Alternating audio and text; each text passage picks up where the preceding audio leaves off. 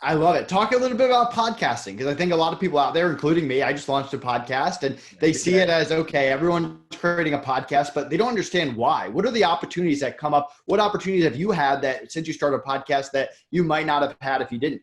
Sure. So the podcast has gotten me paid speaking gigs. It's gotten me media exposure. I've gotten quite a few media interviews because of the show.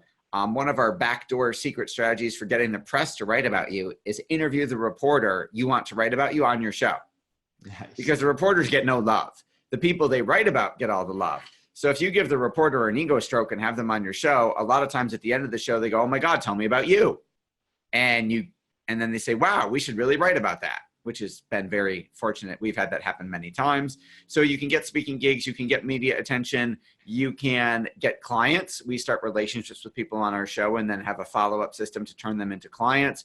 You can get referral sources and joint venture partners. We've interviewed a number of people on our show who then will do a webinar swap with us or an email promotion to their tribe about us. And then we get business that way. And then it's a great way to get testimonials because if you interview a client of yours for 20, 30 minutes, in that 20 to 30 minutes, you can strategically ask questions at not the entire show, but you can get a decent length testimonial out on the show where you say, tell everybody how we met and what problem did you have before you found us and how did we solve it for you, and tell us, and there's your testimonial. And then the rest are regular questions about their business and their life and stuff like that.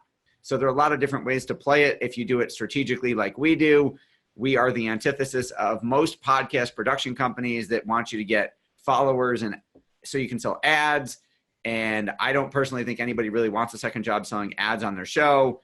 And like 92% of podcasts are never going to get 10,000 listeners an episode so that they can sell ads.